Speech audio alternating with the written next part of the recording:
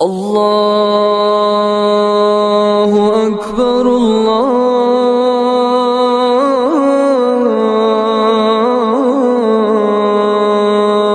اکبر۔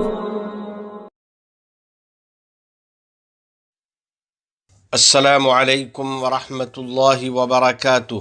میرے اسلامی بھائیوں اور عزیز دوستو، بلا شبہ صحت و عافیت ایک عظیم نعمت ہے جو باری تعالیٰ نے ہمیں عطا فرمائی ہے، اور تندرستی بہت بڑی امانت ہے جو اللہ جل جلالہ نے ہمارے سپرد کی ہے۔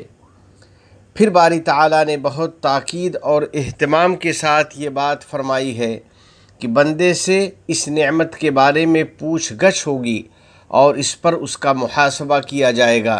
چنانچہ ارشاد ہے، ثم لتسألن یومئذ عن النعیم، پھر اس روز تم سب سے نعمتوں کے بارے میں پوچھ گچھ ہوگی۔ سیدنا عبداللہ بن مسعود اور سیدنا عبداللہ بن عباس رضی اللہ تعالی عنہم فرماتے ہیں کہ النعیم سے جسمانی صحت و عافیت اور سماعت و بصارت کی نعمت مراد ہے۔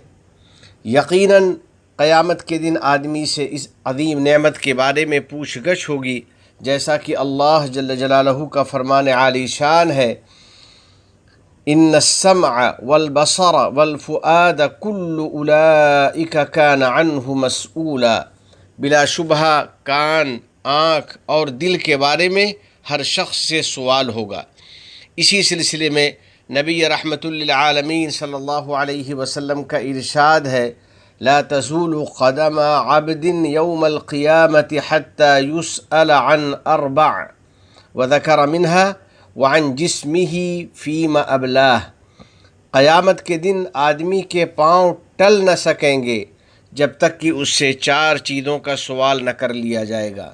انہی 4 میں آپ صلی اللہ علیہ وسلم نے یہ بھی فرمایا، اور اس کے جسم اور قوت کے بارے میں اس سے سوال ہوگا کہ ان کو کن کاموں میں کھپایا اور استعمال کیا۔ ایک عربی شاعر نے کیا خوب کہا ہے، یا راعی النفس لا تغفل رعایتها، یا راعی النفس لا تغفل رعایتها فأنت عن كل ما استرعیت مسؤول۔ اے اپنے نفس کی حفاظت و نگرانی کرنے والے، تم اس کی نگرانی سے غافل مت ہونا، اس لیے کہ جن چیزوں کے تم ذمہ دار بنائے گئے ہو ان کے بارے میں تم سے پوچھ گچھ ہوگی۔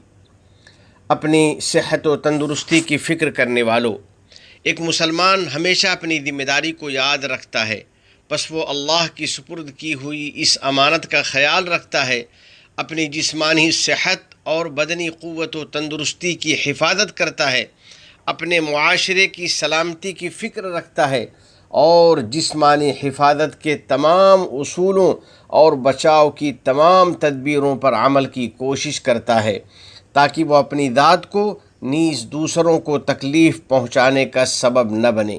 اسی لیے باری تعالیٰ نے ہمیں حکم دیا ہے کہ ہم اپنی صحت و تندرستی کی حفاظت کریں اور اپنے آپ کو ہلاکت میں نہ ڈالیں۔ وَلَا تَقْتُلُوا أَنفُسَكُمْ إِنَّ اللَّهَ كَانَ بِكُمْ رَحِيمًا، اور اپنے آپ کو قتل نہ کرو، یقیناً اللہ تعالیٰ تم پر نہایت مہربان ہے۔ یعنی ایسے کام نہ کرو جس میں تمہاری زندگی کو اسی طرح دوسروں کی زندگی کو خطرات لاحق ہوں۔ اسی سلسلے میں رسول رحمت صلی اللہ علیہ وسلم کا فرمان ہے، لا ضرر ولا ضرار، نہ خود ضرر اور تکلیف اٹھاؤ نہ اوروں کو تکلیف پہنچاؤ۔ یا اللہ، یا کریم، ہمیں اپنی اپنی ذمہ داریاں پوری کرنے والا بنا دے، امانتوں کی حفاظت کرنے والا بنا دے، اور تمام امراض اور وباؤں سے ہم سب کی حفاظت فرما دے۔ اپنی ذمہ داری کی اہمیت کا احساس کرنے والوں، نبی کریم صاحب خلق عظیم صلی اللہ علیہ وسلم کا ارشاد ہے، نعمتان مغبون فیہما کثیر من الناس الصحۃ والفراغ۔ 2 نعمتیں ایسی ہیں جن میں بہت سے لوگ ٹھگ لیے جاتے ہیں اور دھوکے کا شکار ہو جاتے ہیں، ایک صحت و تندرستی، دوسرے فرصت و فراغت۔ مغبون اس شخص کو کہتے ہیں جو اپنی نفیس اور قیمتی چیز بہت معمولی قیمت میں فروخت کر دے۔ بلا شبہ انسان کی صحت بہت عظیم نعمت اور بہت بڑی امانت ہے، جس کی حفاظت ایک دینی مقصود، قومی فریضہ اور ہم سب کی اجتماعی ذمہ داری ہے۔ یقیناً کورونا کی وبا ہم سے ٹال کر کے رب ارحم الراحمین نے ہم پر بہت بڑا احسان و کرم فرمایا ہے، جبکہ آج دنیا کے بہت سے ممالک کورونا کی نئی لہر کا سامنا کر رہے ہیں۔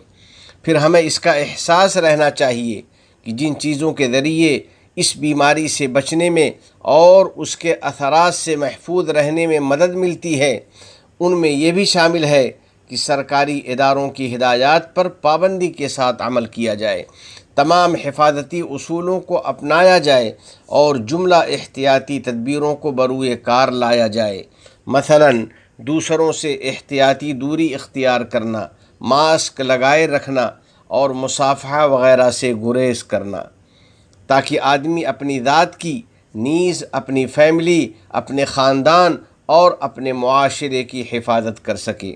آئیے بارگاہ رب العزت میں دعا کریں کہ الہ العالمین کورونا وغیرہ سے ہم سب کی حفاظت کر دے اور ہمارے معاشرے، ہمارے ملک نیز پوری دنیا سے اس وبا کا خاتمہ کر دے۔ تمام گناہوں اور ہر قسم کی خرافات سے ہماری حفاظت فرما، ہماری اولاد کو ہماری آنکھوں کی ٹھنڈک بنا، ہم پر باران رحمت نازل فرما، ہمارے والدین، عزیز و اقارب اور پوری امت مسلمہ کی مغفرت فرما، اور مقیمین کو ہر قسم کے شرور و فتن سے محفوظ فرما۔ وفقنی اللہ و ایاکم لصالح الاعمال، وصلی اللہ علی سیدنا ونبینا وحبیبنا محمد وعلی آلہ وصحبہ اجمعین وعلى من تبعهم بإحسان إلى يوم الدين۔ والسلام عليكم ورحمة الله وبركاته۔